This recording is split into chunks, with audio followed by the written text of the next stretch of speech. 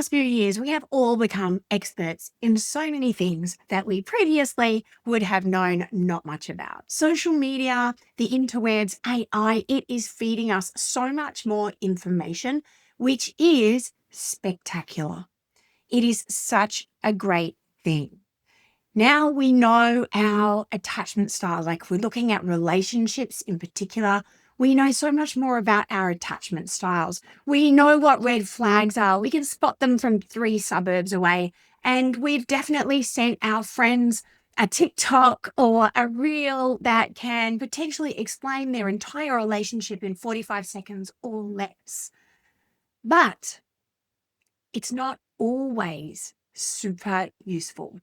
Obviously, information is king, but sometimes we have too much information. And that's what I'll be talking about with my guest today, Dr. Michelle Olathe. She is a clinical psychologist who studies this stuff. She studies the science of how we connect, how we misread each other, and what happens when therapy speak goes viral and becomes just part of our daily vernacular. She is the clinical director at HealthBright, an honorary research fellow, and someone who's thought really carefully about the gap between what the internet tells us that love and relationships should look like and what the research and reality of relationships really is. I think this is a conversation that is going to invite you to question a few things, including whether your relationship standards are yours or maybe someone else's. Let's get to the podcast. Hi, I'm Danielle, and I'm so glad that you're here because together we're going to work through big stuff.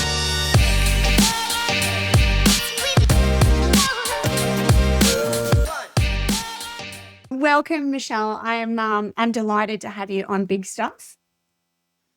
Thank you so much. I'm so delighted to be here, Danielle. I'm looking forward to our topic as well today. Yes, same, because I have got, like, it's almost like everybody I know, everyone's exes are narcissists. Everybody is getting gaslit. There is so much, I guess, therapy speak out there. And sometimes I think it gets a little bit murky and hard for us to tell when people are, like when we are getting triggered, there's a bit more therapy speak, but when we are getting activated and feeling heightened and therefore we just want to label kind of what's going on, I think there's so much good stuff in having the information, but I think maybe it's creating some unrealistic expectations. So yeah, I'm, that said as well, I have been in relationships with narcissists or with people displaying narcissistic behaviors. I know that this stuff is really, really serious as well. So I just want to start by saying I don't want to downplay how serious some of this stuff can be, but also perhaps maybe we need to look at things a little broader. I don't know. What do you think? I think you tapped onto a few things there. So one of the ones that you kind of picked up on is that we're using some of this speak maybe in shorthand when it's meant to communicate much bigger concepts, ideas, and patterns in behavior. And then I think one of the other ones that you tapped into there was narcissism. And I think there's a bit of misunderstanding in general, because we're all a bit narcissistic. It's just whether, and some of that is actually really, really important for our self-esteem. It's just whether those narcissistic behaviors perhaps have gotten to such a level that they are damaging for our relationships. And I think sometimes we misconstrue the idea that someone could be narcissistic and therefore that's toxic. So we've got, like gaslighting and trauma bonding and red flags and toxicity. And we've got, as we said, narcissism. We've certainly got like attachment theories. There's all of that sort of stuff. It's everywhere. And in lots of ways, know thyself. In lots of ways, these things are amazing. But from where you sit clinically, like what happened? How has it suddenly become part of the vernacular, part of the zeitgeist, and everyone is, I guess, pathologizing the shit bits of their relationships? Oh, I like that. I like the idea of pathologizing the shit bits. Um, so I think that people started looking for words that explain their experience, and then they found these words, perhaps, and it was a very easy way for them to communicate an entire experience or entire set of experiences in some very easy words. And then I think we've also seen other people communicating these experiences using these words as well. And we're like, yeah, that's an easy way for me to demonstrate the emotional intensity of this experience in a very simple way. But perhaps then that means that we've missed the more fine-grained components of what's your responsibility, what's their responsibility, and what do we need to work on together, which is perhaps much more healthy, but not as interesting when it's just over coffee. Look, it's certainly not as interesting, and it's taking accountability for your 50% of a relationship is painful. It's painful. I was doing some of that this morning in a conversation with my husband, and being able to say I accept the parts of me that are causing this and the pain that I'm causing you, while trying to be, I guess, right or heard or seen. I do think that there is something genuinely useful about having these words for our experience. So we don't want to dismiss the knowledge, the understanding, the language, but where does it help people, and where do you see it hindering people? Yes. Okay, I really like that. I really like what you did as well in normalizing the difficulties in relationships, because I think there's too much that goes on. You're talking about, your relationship and how it's a bit tricky, and that's the same. Like, I have tricky parts in my relationship too, and that's really, really healthy and normal. And the more that we talk about these difficulties in like everyday language, like what you just did, I think the more we demonstrate that it can be a conversation that's had, that doesn't need to have big, exciting words around it. I think where it can be helpful is, I think sometimes when we need to blow off some of that emotional steam, perhaps, and we have a safe person that we know isn't going to take what we're saying out of context. I think that can be somewhere where you could just blow off steam, say they're such a narcissist and they're such this, and it's all toxic, but that person's not going to, the person that you're sort of blowing off steam to isn't going to let you kind of go any further with that. I think where it's unhelpful is if we get caught in a bit of a trap of thinking, oh, I've just said that and that's true, and that defines our whole relationship. Sometimes when I'm in the clinic room, I like to talk about it as the light and dark in a relationship, because oftentimes the thing that you really, really dislike about someone is the same trait that you fell in love with. And I think sometimes we forget that when we're really heated or our partner's being a pain in our bum. Yeah. Or then we have like that mirror, right? Sometimes the thing that's really annoying us is a part of us as well. You said a moment ago that everyone can be a bit narcissistic. Say more about that. Sure. So narcissism is actually a component to everyone's personality structure, and it can be really healthy. So there are healthy levels of narcissism, and these are the parts that help us build our self-esteem and our self-confidence. And then there are unhealthy levels of narcissism. And this is probably more when a person's self-esteem is so fragile that they need to use put down tactics, or they need to use control tactics in order to feel like they can be secure in the relationship. So maybe it comes from a place of fear, but it ends up looking like aggression, control, and belittling the other person. I find personally, not on narcissism, on fear, that so much of my relationship angst is often driven by my own fear and my own wounding. And in the moments where I just want him to agree that I'm right, it's very difficult, I think, to step back and understand what patterns and programs I'm operating from. Mm. But that awareness, like that is the work in relationships, right? Yeah. Yeah. Yeah. 100%. So I think when we have our own lens on the relationship, or on our what's right, what's wrong, that's developed over a really long time. And it's developed, a lot of it is actually laid down in those first 2 to 3 years in our relationships with our family and our parents. And so that's kind of stuff that's laid down when we're really unconscious, and that continues to affect how we build those future relationships, which then concretes that kind of thing. And what we're kind of talking around is attachment and attachment theory. But then that also, like you reflected on, becomes then really, really hard to see. So it becomes really hard to see that perhaps your partner and you, and just an example, I'm thinking from, my own relationship, perhaps your partner and you struggle to maybe have a good, healthy conversation around something because you can't see that you're cutting them off beforehand, because you think, well, no, we're just going to get to the solution, but they need to perhaps spend longer talking about the emotions. But it's hard to sort of see what they need if you're stuck in your own lens. I think that's so accurate, Danielle. It's not easy though.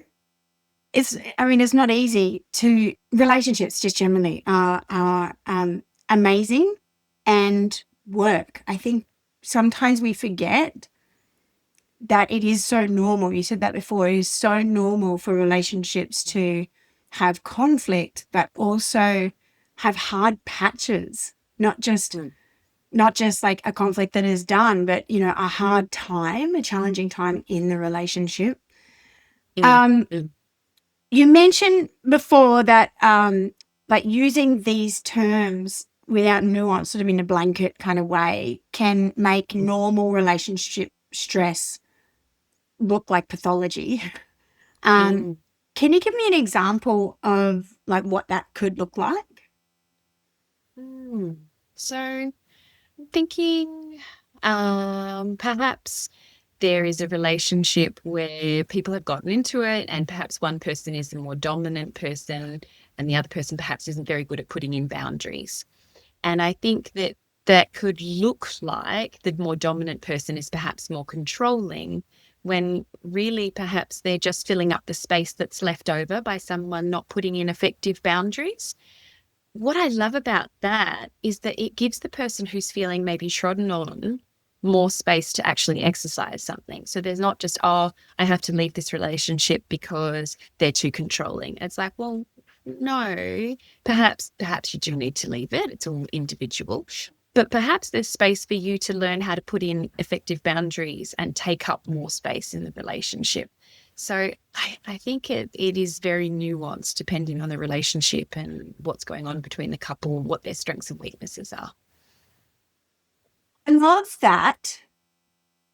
The idea that one partner might be filling up space that the other partner has almost given them.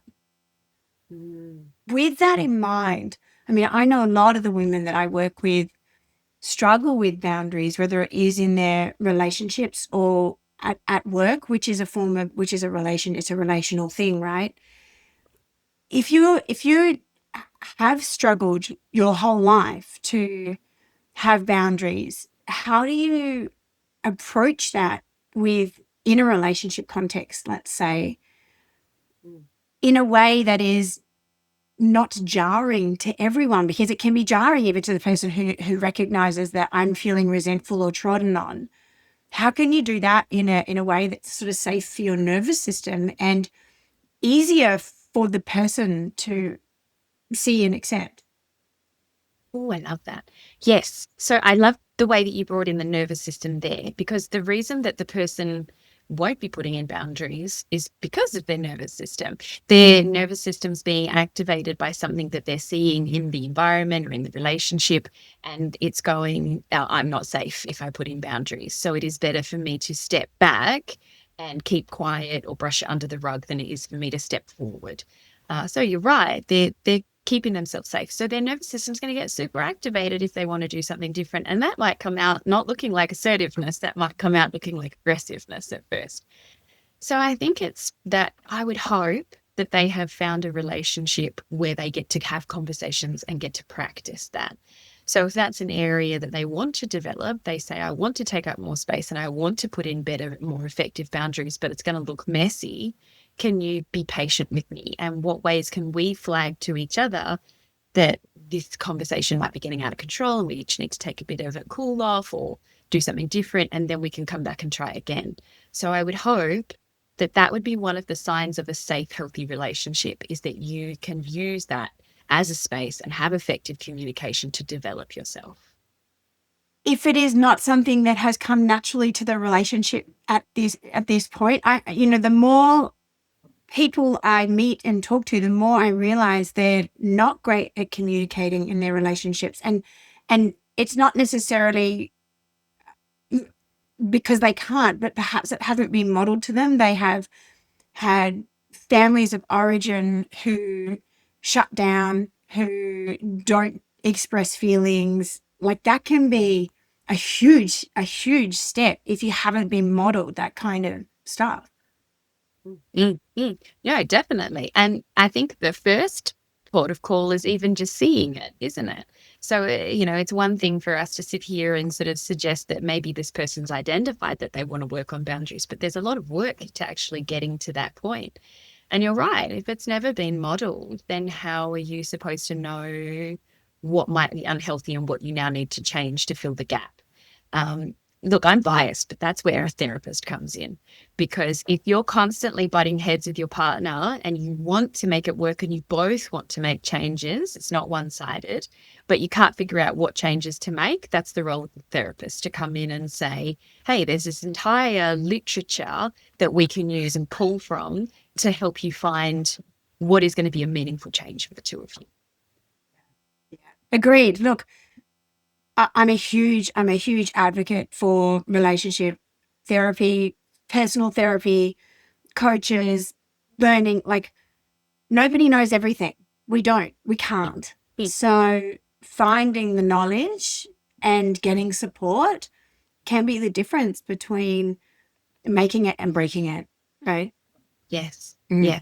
Look, there's some amazing research that was done in the Love Lab by the Gottman couple, and they're a married couple that are psychologists, and they've done so much amazing research. And part of the research that they showed was that if you're in a successful relationship that happens to have, that it's got good communications, got good ways to sort of bounce back from any sort of arguments, you get immune system benefits, you get heart health benefits, you get mood boosters. So if this is kind of this like beautiful attachment and relationship is one of the things that actually can prevent health destruction later on, why aren't we investing right from the beginning? Everyone, before they decide to get into a long-term relationship, that first portion of, this is one of the biggest investments I'm going to make in my life. How about I spend some time investing at the beginning to make sure it's the right decisions for later? 100%. There are so many, life questions and ideas and ideals that aren't explored before you move in with someone often. And then all of a sudden you get, 6 years, 7 years, a couple of kids and a mortgage down the track. And you're like, how did I not know that you feel so strongly about X? Or, we butt heads on this. You've mentioned attachment theory a couple of times, and I think that that's a very useful lens here. Can you explain attachment theory simply to us? Sure. Definitely going to give it my best shot, because it's actually quite a simple theory. It is. I There think are it just so has many a lot of jargon. Yeah, and but there are so many sort of nuances even within the theory itself. But I think a lot of the time we hear attachment theory, attachment avoidance, avoidant attachment style, or anxious attachment style, and everyone kind of thinks, well, I'm like this or I'm that. So please give us your take. So let's make it simple. Attachment theory is the science behind how people form relationships, how they attach. So, and this is it starts off when we're really little, and we get our basic sort of set of attachments or main attachment style when we're from 0 through to 2 or 3. And that's generally to mum or dad or whoever your main attachment point was. And what happens there is that teaches us how to keep ourselves safe in a relationship. When we develop, hopefully, an organized attachment style, we're going to develop either a secure attachment, an anxious attachment, or an avoidant attachment. Believe it or not, anxious and avoidant are actually what's called organized attachment styles. When we have a secure attachment style, it's a space where we feel like when we express a need, the person who's on the other side of that is going to respond in a way that's helpful to me, and that's consistent. But the beautiful thing about the research says that we only need to get it right about 50% of the time, just in case there's any parents out there with like incredible anxiety around their consistency. If you have an anxious attachment style, basically what that says is that when I reach out to my person who I'm expecting to get a response from, I have to really play that up in order to be able to get that response that I'm looking for. And then when I play that up, I'm going to get the response that I need. And then on the other side, the avoidant attachment style is when I put my needs out there, it's not safe for me to put my needs out there. So I'm going to push them down a bit more and pretend I don't have needs. And a lot of this research has come out of labs where they took parents and kids and they watched how these kids react when a stranger came into the room. So it's called the strange situation for anyone who wants to kind of look in or geek out and look into that kind of research that was done out there. Of course, there's all these other different disorganized attachment styles, and that's what happens when there's lots of abuse and neglect in relationships too. I think one of the things that's really important to note is a person can have multiple attachment styles to different people because it's not based on the individual, it's based on how the individual voices that need and how understandable that need is to be heard by the other person in that dyad. So different attachment styles can show up in different relationships in your life. Okay. Yes. And so how do you feel? I'm just like now going, oh, where am I? Like where? Because I know, I have an anxious attachment style. There's no doubt about it. And it's been something that I have, been working on. I'm married to a secure attachment unicorn, so that's like very fortunate. But I imagine, there are times when even within this relationship, we can feel anxious or avoidant, right? So it's not even as simple as this is my attachment style all the time within one relationship, right? Yeah. So you will have a dominant attachment style, but you're right. It will go up and down depending on kind of, I guess, like what you think is going to get your need met. And I'm making it sound very conscious, but it's not conscious. It's very, very automated. So it's not about what you think will get your need met. It's more like, what does my nervous system say is going to keep me safe and keep us safe in this relationship? Yeah. There's a whole lot going on under the surface by the sounds of it, Michelle. There's a whole lot going on. So if we think about like through the lens of social media and what social media is feeding us, I've got a few therapists that I follow online, and some of them resonate with me all the time, and I think that they're amazing, and some of them polarize me some of the time, and I'm like, I don't know what I think about that. But I know that it definitely makes me ponder my own, it makes me reflect, basically. Do you feel that social media can amplify our insecurities or our perceived failings, or, like, what do you think? What's the pitfall here? Definitely. Look, I think I like the way that I hear you talking about your use of social media. It kind of, for you, it offers you bite-sized chunks of something that you can go and reflect on and maybe dig deeper into. And I think that's... Don't get me wrong, I also like cat videos. Who doesn't? I'm a chicken video addict personally. All right. I like singing, dancing, cats, and therapy. Sorry, that's I cut you off. fantastic. No, that's fine. I think it's good to normalize not digesting information at a really intellectual level all the time, because that's just exhausting as well. Yeah, isn't it? Yeah, exactly. So look, I think there can be healthy ways to digest that kind of social media, which is like you're sort of chatting about. Maybe you take it as a tidbit and it resonates for you, so then you investigate it and maybe chat with your partner about it and go look at wider sources and see whether it still kind of answers something for you, and maybe explore it more broadly. Or then there is the capturing something that comes up on social media and being like, that explains everything. I'm done. That's the end of my investigation. And now I'm going to go and tell my partner how narcissistic they are.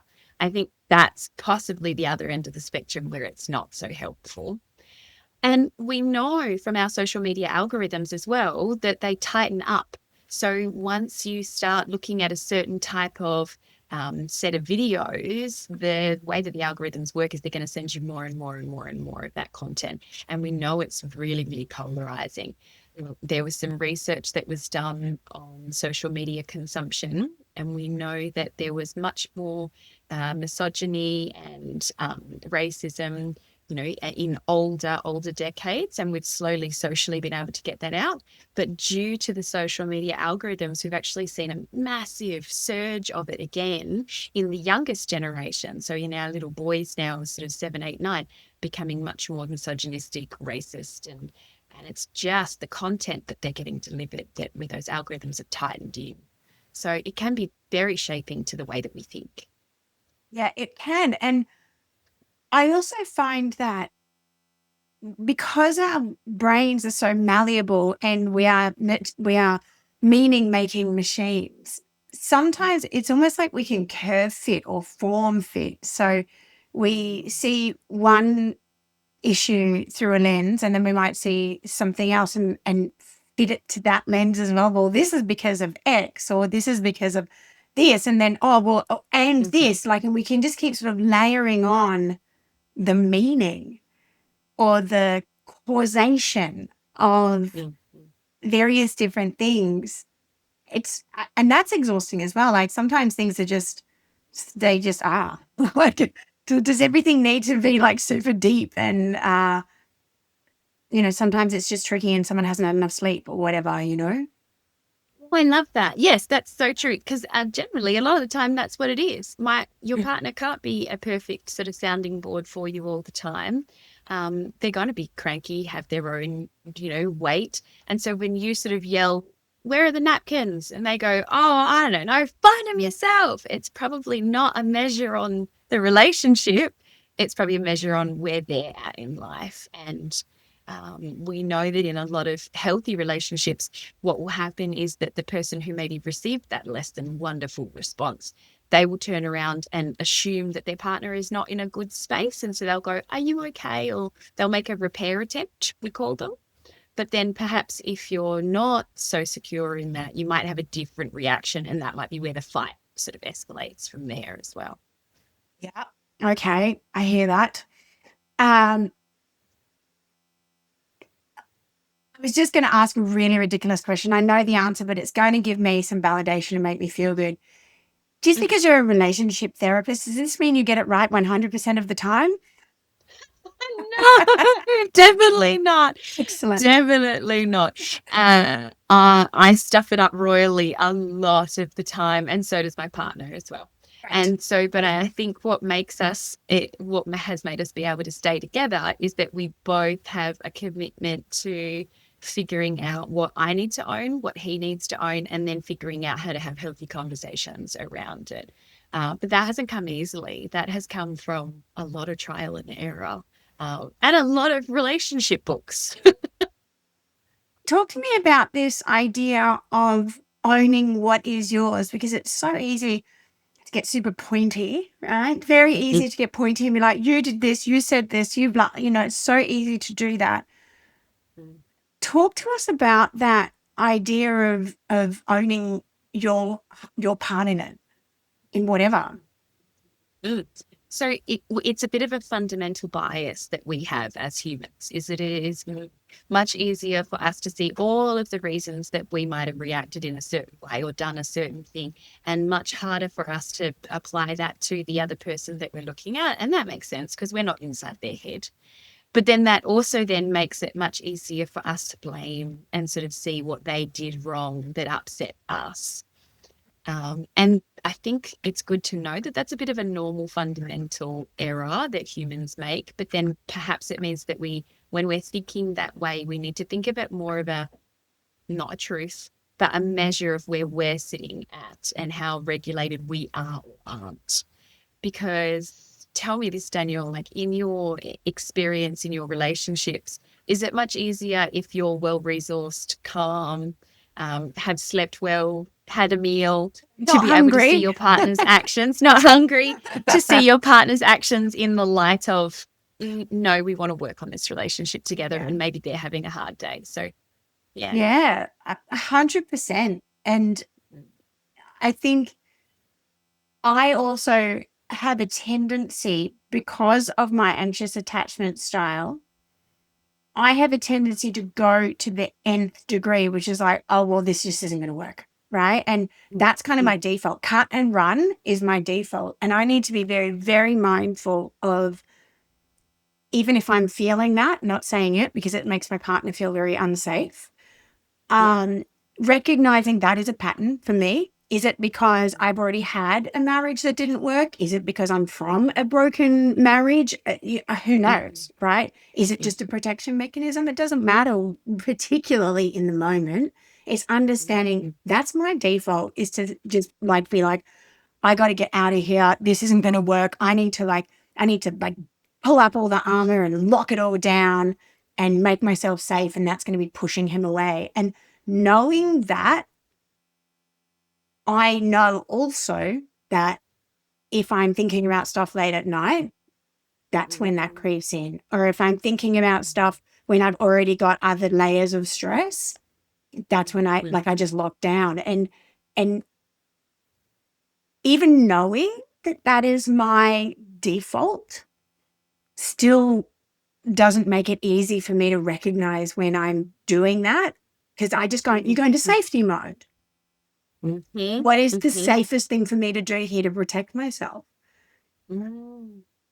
So recognizing, so then I have to come back and do like all the repair as well and be like, I know that I did. I know that I've locked down, and I know that I shut you out, and this is where that was coming from. And I, recognize the importance of repair and owning my stuff, but it takes a lot of effort and energy to keep coming back. So to come back from, if you let yourself go to the brink, I guess is what I'm saying. Yeah. Be resourced and watch your words. You can't take things back, right? Yeah, I think that's really insightful. I love your insight into that. And I can hear you, like there's this developing awareness that when you have those thoughts, it's a measure of your regulation, not necessarily a measure of the relationship. I think I think what you've tapped into there is something that people can actually use to sort of measure their own relationship against too. If they are thinking those thoughts of, I want to leave the relationship, only when they're dysregulated, it's perhaps not the relationship. It's their own internal way of keeping safe. But whereas if they're completely regulated, having a great day, and those thoughts of like, I want to leave the relationship is still coming up, then that's probably a good sign that this isn't the right space for you. So I think I love that insight. And I think that's something that a lot of people need to develop, of like, what do I need to own here?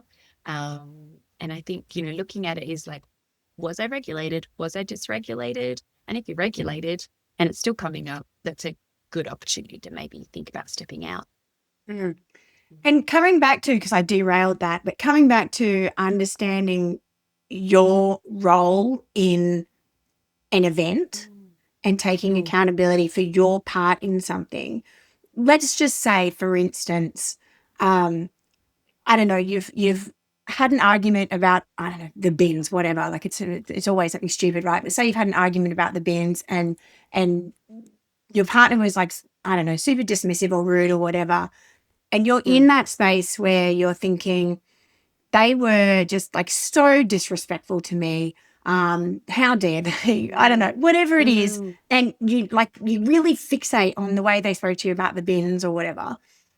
In that circumstance, what could it look like to own your part in that altercation or whatever? Okay, let's, I love that. Let's take a step back and think about our neurobiology first. So the way that human brains are set up is that we have let's just make this really broad. We have a frontal lobe, which is the logical part, and we have the amygdala, which is the emotional part. And once you're in threat mode, the frontal lobes are gone. We call it flipping your lid. And sometimes when we're educating kids, we do the little hand signal and sort of lift our fingers off and sort of talk about when this amygdala is poking its head out, you're not going to be making logical decisions. So in the circumstance of the bins, your frontal lobe, so your logic has lifted off, and you're not going to be able to reconnect with that until sort of 30 minutes. It takes a long time for all of that sort of threat hormone and threat signal to disappear. So what you need to do is regulation activities to sort of bring this back down. And I think it's really interesting because the regulation activity you need is probably what you instinctively don't want to do, but it's repair with your partner. And so write down what you were mad about and put it away. Then go back and create repair with the relationship. Even though you might not want to, create a nice space. And when it feels safe again, look back on your note. When you feel regulated, look back on your note and go, do I still need to bring this back up now that I can access my logic and have a conversation about how I would like to be spoken to when we have a disagreement? So I think that's kind of the recipe that we want to follow, understanding that, you think about a toddler. They're lifting off. Can't get them to reason. And that's the same as us. We still have that part inside of us. As we've become an adult, around 25, 26, 27, we get a lot more connection to our frontal lobe. So we do become a lot more logical. But lift that off and we're the same as a 3-year-old. Yes. We've trained a teenager to do the bins, so there's never any arguments about bins in this house, but it is often about these silly things, right? It's seemingly silly that sort of create these banks of, I guess, resentment over time. How can we, how do you suggest we head off any of that stuff that builds? And you're so right. It's generally not these big explosive things that end up murdering a relationship. It's these 1,000 cuts. It's these deaths over years. Love that. Death of 1,000 paper cuts is just so visceral, isn't it? Yeah. Yeah, it is. And because, you think about, I love your example before, you think you're 6, 7 years down a mortgage and kids, and there's been all these little circumstances, the bins, the napkins, the not taking the kids to school on time, the not, helping me get flowers for my mum's, this, that, the other, all these kinds of little cuts. And by the time you build that up, that's quite a big wound. And that's hard to step back from, because when you then have an argument, you're not arguing about the napkins anymore. You're arguing about all the pain that's been caused and accumulated over 6, 7 years. And the answer to that is the same as the answer to the bins. When you've got an argument going on between the two of you, you need to stop, do co-regulation, try to find the beauty in the relationship again, even though it's hard and maybe all your instincts are going, nah, this guy is screw them. Got to disappear. Yeah, exactly. But really what your body is looking for is that connection and regulation. That was the reason that you got mad in the first place, is because you're like, you damaged our relationship. You have pushed me away. And that's what your body's responding to. So even though it doesn't logically feel like that's what you want to do, connection's what's needed. It's interesting because it can feel very counterintuitive when you are heightened. And it also can dissipate and dispel the angst so quickly when you can just sort of back down. And it's not about being a walkover. It's not about always being the one to let things slide. It is really about, I guess, picking the battles. And is this, is this a relationship ending thing? Like, does this really need to be a big deal? That, like, I don't want to say does it need to be a big deal, because our feelings feel like it's a big deal. So how do we honor the way that it feels, as well as find the way back to repair, so that we can decide if it is a thing or not? Yeah, I think that's fair. And yes, your feelings have come up and they're very real. I think we need to honor those feelings. I love what you're saying. So I think it's the same thing again. It's you make sure that you write down the thing that offended you, and you make sure you take note of that. You don't let it slide, but you want to be able to view that again once you're calm. And the only way that exactly. The only way. Anyone listening, I just unflipped my lid. I just did the little hand gesture. and the only way that you get back, I mean, people have different ways that they get back there, but one of the best ways is through connection. Humans, we have a biological need to connect with other people. When we feel lonely, it's actually worse for our physical health than if we were to be a pack-a-day smoker and an alcoholic. That's how much our need for connection to other people is there, is that it has real health implications for us. So when there's an interaction that's happened between you and your partner, your body's reacting in a very reasonable way, because it's saying there is a huge threat to my main source of security and safety, and I need to attack that threat. What we don't want is for that threat to be attack the partner. We want to find a way to change it so it's attack that threat becomes arguments of the threat. Whereas like good conversation about the same topic, that's repair. The bins are the threat, not my partner. So how do we make sure that the bins are getting done by the teenager rather than done by us? So it's just a gentle reframe. It's not about, I guess, losing sight of the fact that we had that big reaction. It's about, how do I get my brain to understand that the threat is not the partner in this situation? The threat is the external situation, and I have choices on how I handle it once I'm calm enough. That's gold. The threat is the external situation, not the partner. Because it feels like you've done this thing, That's really interesting. Obviously, unless we're talking about a partner that is also a threat, that is another episode entirely. We are talking today specifically about, the regular kind of relationship stuff that comes up, non-threatening, non-violent, non-abusive. And we are veering away slightly from how social media is altering what we feel is normal in relationships, and like what isn't. So, we see like hashtag relationship goals, and then maybe they're doing some weird yoga pose, balancing on each other. That is not relationship goals in my experience. But those like that sort of content really tends to show like this constant happiness and really big romantic gestures and maybe emotional intensity and all the things that can leave us yearning or going, look, babe, this is what romance is. Yes. Why can't you be more, what does a normal, in inverted commas, secure, healthy relationship look like from a clinical perspective, I suppose? And is it less cinematic or photo worthy? Yes. Okay. I like that. I think that, yes, it definitely is. It's often less cinematic and noteworthy. It's more in the gentle gestures. So there was some really amazing research that was done that showed that in the relationships that stayed together versus the relationships that split up, there was one thing, and it was effective repair. So the couple would have a little argument, but one or both would be able to do a quick repair relationship, a quick repair action that meant that the relationship didn't sort of de-escalate or Devolve. destabilize. Yeah, That's the yeah, word I'm yeah. looking for. Yeah. Yeah.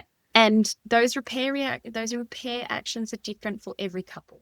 And that might be that they maybe one of them pokes their tongue out when the conversation's starting to get a little bit too heated, or one takes a deep breath and maybe sort of walks away from the argument and then comes back when they're a bit calmer. So I think those repairs that they do, and the quicker you can do it, the quicker it is to then for the relationship to stay stable. That's the single biggest predictor of whether couples stay together or not. And the Gottman couple that I was talking about earlier, they could predict whether a couple would stay together with a 90-something% accuracy just by looking for those repair actions. That's a huge stat. So Yeah. it really goes to show how important learning to be great at repair is. It's not about perfect relationships. It's not about never having conflict. It's about being able to come back and poke your tongue out, crack a joke, have a hug, and be like, we'll work it out, babe. Like that was messy, but we can work it out. Very early in my journalism career, I interviewed anthropologist Dr. Helen Fisher. She did a TED talk called The Brain in Love. And she talked about what happens in the brains of couples who have been together for a really long time, like 50 years plus. What is the secret sauce? And the answer to that was focusing on the person's positive bits, not focusing on the shit bits, because what we focus on is what we see, right? Suddenly that chewing is like so loud, or humming. My husband is a hummer. So something that's all you can focus on. And I think in times or chapters of difficulty, it can be all you see is how hard it is rather than the glimmers. I like that term that I have also learnt on social media, is finding those little glimmers, the moments where things are lovely. That's perfect. That's so lovely. I agree. It is not it's not the big moments, it's all those little moments, it's all those little repairs. And I think the little repairs are easier to do if you can remind yourself that the thing that you're seeing your partner like right now that you don't like is probably the same thing, but just kind of the light version of the reason that you fell in love. I'm thinking of my partner. One of the things that I fell in love with him for is because he's very relaxed about everything. Nothing seems to really faze him. On the con side, if I'm not in a good space, it also means that So relaxed nothing about bothers everything. him. Get the washing done. Why is it sitting there? So it does, but it doesn't bother him in the same way. So it all comes back to, I think, where your mental state is at and how you're then viewing that same trait about that person. So is it that he's lazy because he's not getting the washing done, or is he just really laid back because he's easy to get along with? So It's funny that you used the washing as an example, because that is a sore spot in my house, because I'm very laid back. I mean, I get the washing done, but the folding and the putting away, I'm laid back. Whereas my husband is like, it needs to be done. That's when the job is finished. So I was thinking then about how when we first got together, my sort of relaxedness about certain things in life probably was very attractive to him. So I really like that particular example. I was like, oh yeah, baby, I really feel that, and I'm going to get him to listen to this episode. Oh, I love that. That's awesome. I love that we're sitting here having that conversation and we can both sort of see it from those different points of view. I think that's really helpful. And I'd see what we've done here as well, Danielle, is because we're having these longer, more in-depth conversations around relationships and attachment and health, and we can provide each other with these easy sort of these examples, is we're normalizing that difficulty. And so I think this harks right back to one of your first questions, is how is social media positive and negative? it's negative because of those quick bite-sized chunks of information that don't allow you to have those longer storytelling conversations and actually uncover the true detail of things. And so much of everything we're consuming really is in these bite-sized things. So we're not getting full stories on anything. And that again is a whole other episode.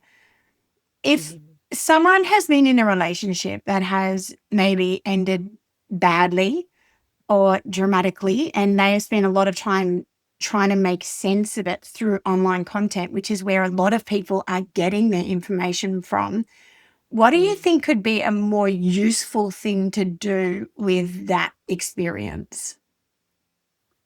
Are you talking about more useful to do with the experience of having had a negative relationship, or? Yes. Yeah. Okay. Yeah. Like what is a resourceful, like maybe a more resourceful way to handle whatever they've experienced? I think the more resourceful way of handling it is, and this comes back to that idea of what can you own and what shouldn't you own.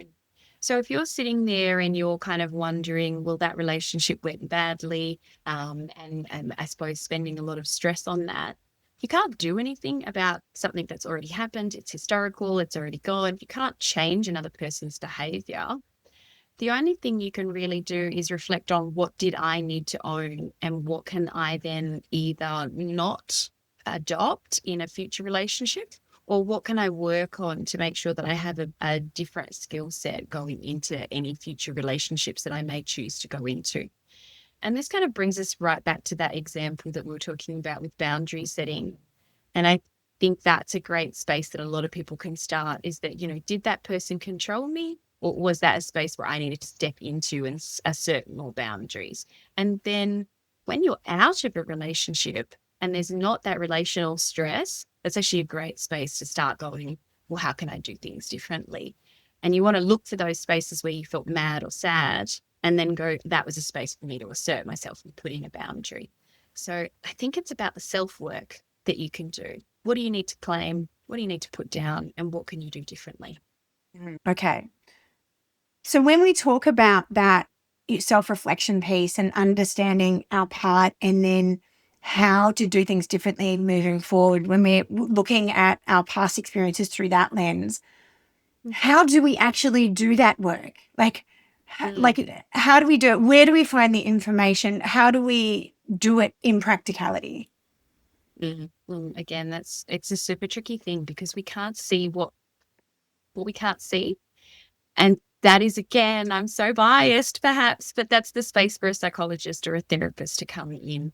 You don't want to be relying on social media and the short stories or bites that you get. You don't want to be relying entirely on your girlfriends or friends that might have their own stance on relationship. You really want someone who is unbiased and perhaps has a lot of that theoretical knowledge, and then they can apply it to your own particular circumstance and situation.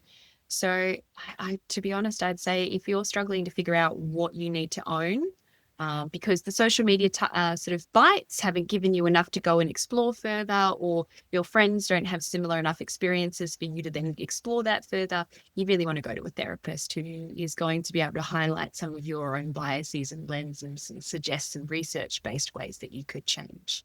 Absolutely. And the other thing I find with friends is they are also very quick to take your side. So they can be like, he is a narcissist, or this is all his problem, and now he's gaslighting you, and all of that stuff, which can really skew the process of self-reflection because it can, again, look really pointy, and you don't need to look at yourself because it's all somebody else.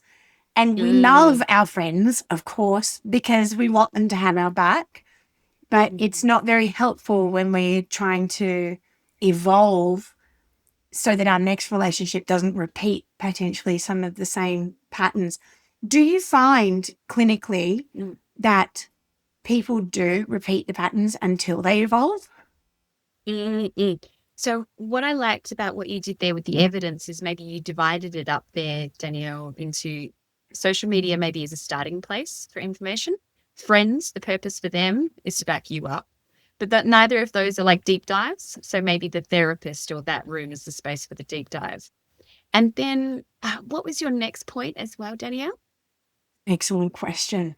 I said, yes, will we repeat the patterns if we don't evolve?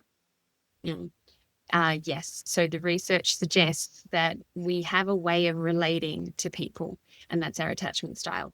And so we take that, like we have a dominant one, even though it can change and move and be different for different people. We do have a dominant attachment style. We take that wherever we go. And that means that we're going to be seeing the relationships through that attachment style lens. And if we haven't been able to develop enough or change enough, then you take it into your next relationship. So if you could take one thing away from people who are currently trying to diagnose their relationship via the internet and give them something more useful, what would you give them? Like if you could take away the internet, and I know you're going to say therapy, but let's say I don't have access to that right now for whatever reason, resources can't get in. I need something now that is going to help me to understand my situation, help me see my own swing. What would you suggest? I would say keep a mood diary. So keep a mood diary and track when your mood is, and it doesn't have to be like a highly detailed thing. It can just be high emotion and negative valence, or high emotion and positive valence. So high emotion positive would be excited, whereas high emotion negative might be angry. So there's lots of really cool kind of emotion grids on there. And sometimes it's just easier to say it was positive feeling, negative feeling, it was a high feeling, it was a low feeling. So low energy kind of situation. Keep an emotion diary and have a look at when you are feeling high emotion, maybe calm, high emotion, like good, healthy emotions, like feeling sort of that mid-range of things in a positive valence, and you have sort of a bit of an uncomfortable situation with your partner. Like, what do you do? What's your reaction? And you don't have to change anything. You're just kind of tracking data for yourself. If you're having high emotion negative and you have a difficult situation with your partner, what's your behavior? What happens? And maybe sort of seek out the patterns in your own behavior to be able to say, that's the one I want to change. And I'm going to have a chat with my partner when we're both calm about what I want to change, how I want to go about experimenting with it, and if they'll support me with that. So I would think of a mood diary. It's an excellent tool to help us begin that journey of self-reflection. I love that, Michelle. Thank you so much. This has been a very juicy chat. We went to lots of different places. I may have snuck in a couple of personal questions in order to, to get some relationship therapy for myself. Thank you so much for coming on to Big Stuff. I know my listeners will really get a lot of value out of this conversation. Oh, that's wonderful. Thank you, Danielle. Thank you so much for having me on. This is an area of passion for me because we have a growing loneliness epidemic. People want to have, healthy relationships. So I can see why people are jumping to social media. So I do hope people got some wonderful things out of this and will go and explore things in a bit more of an in-depth way. Amazing. Thank you so much for your time, and I'll see you soon. Listening to Michelle just then, I kept thinking about how much energy we spend trying to make sense of our relationships, whether it's like scrolling, diagnosing, reading, searching for the word that explains why it hurt, or maybe why we stayed, or why we keep doing the same things in relationships. And look, there is information everywhere. There really is. There's podcasts, there's books, there's whatever. It's never been easier to find a framework for your pain. But what Michelle really reminded me today is that the framework isn't the finish line, and the work is still the work. Understanding your own attachment style, noticing when you are dysregulated, understanding what is your part in something, and learning to repair.